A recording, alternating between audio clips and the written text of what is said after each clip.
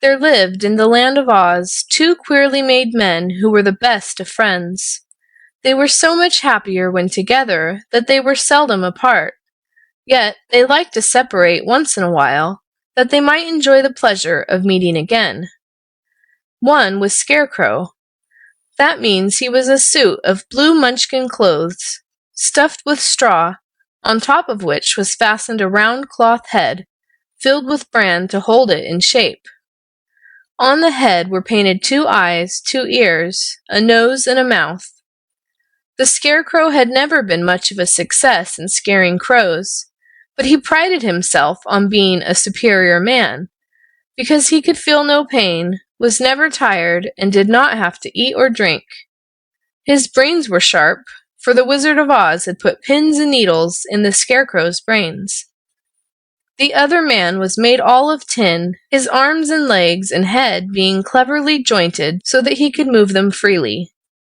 He was known as the Tin Woodman, having at one time been a wood chopper, and everyone loved him because the wizard had given him an excellent heart of red plush.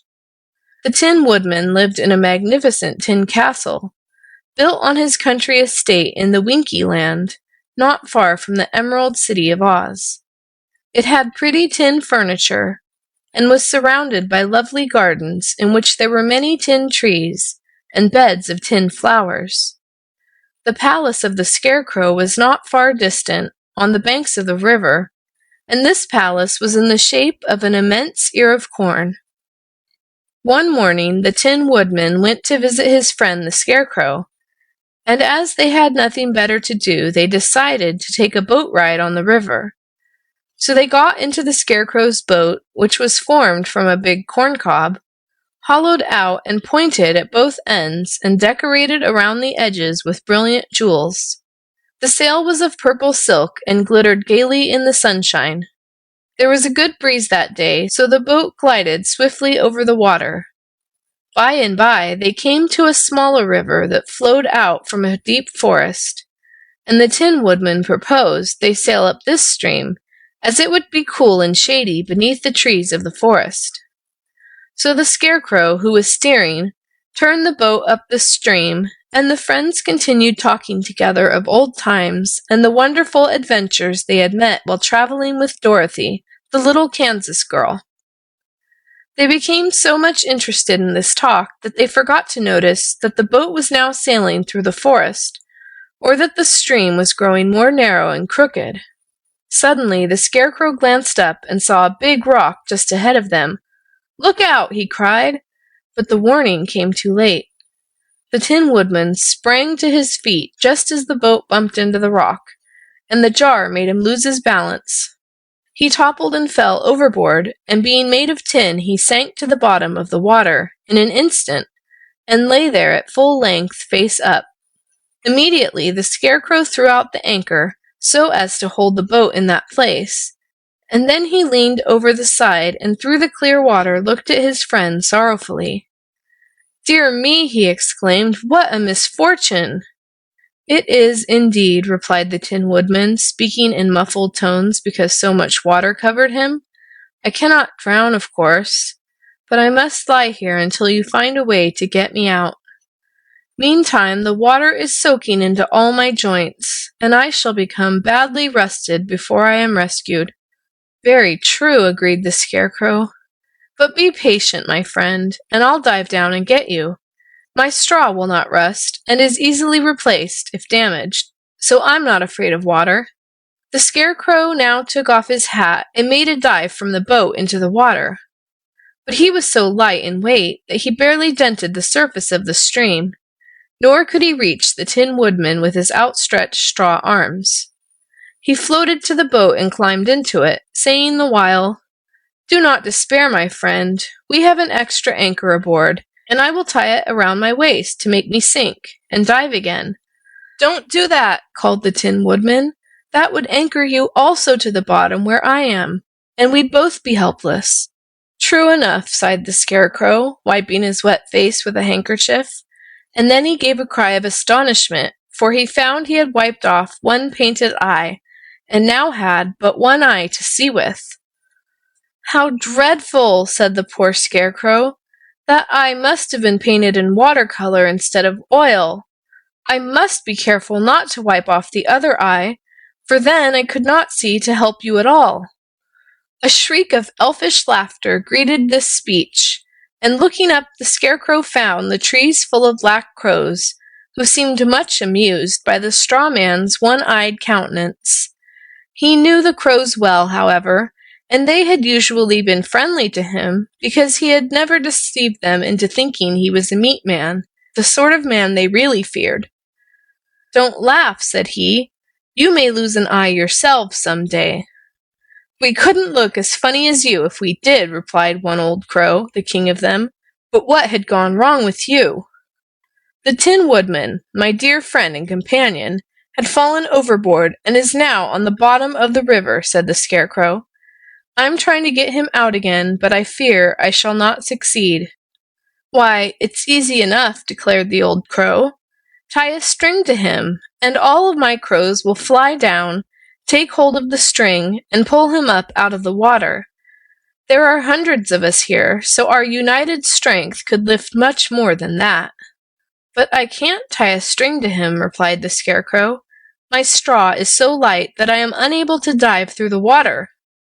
"I've tried it, and knocked one eye out. Can't you fish for him?" "Ah, that is a good idea," said the Scarecrow. "I'll make the attempt." He found a fish line in the boat, with a stout hook at the end of it. No bait was needed, so the Scarecrow dropped the hook into the water till it touched the Woodman. "Hook it onto a joint," advised the crow, who was now perched upon a branch that stuck far out and bent down over the water. The Scarecrow tried to do this, but having only one eye, he could not see the joints very clearly. "Hurry up, please," begged the Tin Woodman. "You've no idea how damp it is down here." "Can't you help?" asked the crow. "How?" inquired the Tin Woodman. "Catch the line and hook it around your neck." The Tin Woodman made the attempt, and after several trials, wound the line around his neck and hooked it securely. "Good!" cried the King Crow, a mischievous old fellow. "Now then, we'll all grab the line and pull you out." At once the air was filled with black crows, each of whom seized the cord with beak or talons. The Scarecrow watched them with much interest, and forgot that he had tied the other end of the line around his own waist, so he would not lose it while fishing for his friend. "All together for the good cause!" shrieked the King Crow, and with a great flapping of wings the birds rose into the air. The Scarecrow clapped his stuffed hands in glee as he saw his friend drawn from the water into the air, but the next moment the straw man was himself in the air, his stuffed legs kicking wildly, for the crows had flown straight up through the trees. On one end of the line dangled the Tin Woodman hung by the neck, and on the other dangled the Scarecrow hung by the waist, and clinging fast to the spare anchor of the boat, which he had seized, hoping to save himself. "Hi there! Be careful!" shouted the Scarecrow to the crows. "Don't take us so high! Land us on the river bank!" But the crows were bent on mischief. They thought it a good joke to bother the two, now that they held them captive. "Here's where the crows scare the Scarecrow," chuckled the naughty King Crow, and at his command the birds flew over the forest to where a tall dead tree stood higher than all the other trees. At the very top was a crotch formed by two dead limbs, and into the crotch the crows dropped the center of the line. Then, letting go their hold, they flew away, chattering with laughter, and left the two friends suspended high in the air, one on each side of the tree. Now the Tin Woodman was much heavier than the Scarecrow, but the reason they balanced so nicely was because the straw man still clung fast to the iron anchor. There they hung, not 10 feet apart, yet unable to reach the bare tree trunk. "For goodness' sake, don't drop that anchor," said the Tin Woodman anxiously. "Why not?" inquired the Scarecrow. "If you did, I'd tumble to the ground, where my tin would be badly dented by the fall. Also, you would shoot into the air and alight somewhere among the treetops. Then," said the Scarecrow earnestly, "I shall hold fast to the anchor." For a time they both dangled in silence, the breeze swaying them gently to and fro. Finally the Tin Man said, "Here is an emergency, friend, where only brains can help us. We must think of some way to escape." "I'll do the thinking," replied the Scarecrow. "My brains are the sharpest." He thought so long that the Tin Man grew tired and tried to change his position, but found his joints had already rusted so badly that he could not move them, and his oil can was back in the boat. "Do you suppose your brains are rusted, friend Scarecrow?" he asked in a weak voice, for his jaws could scarcely move. "No, indeed. Ah, here's an idea at last." And with this, the Scarecrow clapped his hands to his head, forgetting the anchor, which tumbled to the ground. The result was astonishing, for just as the Tin Man had said, the light Scarecrow flew into the air, sailing over the top of the tree, and landed in a bramble bush, while the Tin Man fell plump to the ground, and landing on a bed of dry leaves was not dented at all. The Tin Woodman's joints were so rusted, however, that he was unable to move, while the thorns held the Scarecrow a fast prisoner. While they were in this sad plight, the sound of hoofs was heard, and along the forest path rode the little Wizard of Oz, seated on a wooden sawhorse.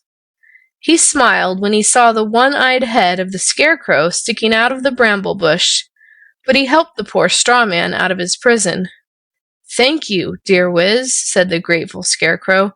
"Now we must get the oil can and rescue the Tin Woodman."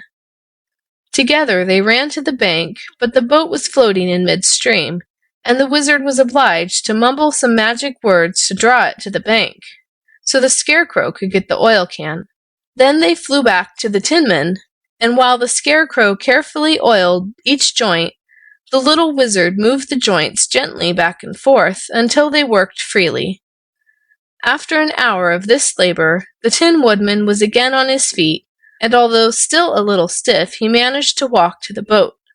The Wizard and the Sawhorse also got aboard the corncob craft, and together they returned to the Scarecrow's palace.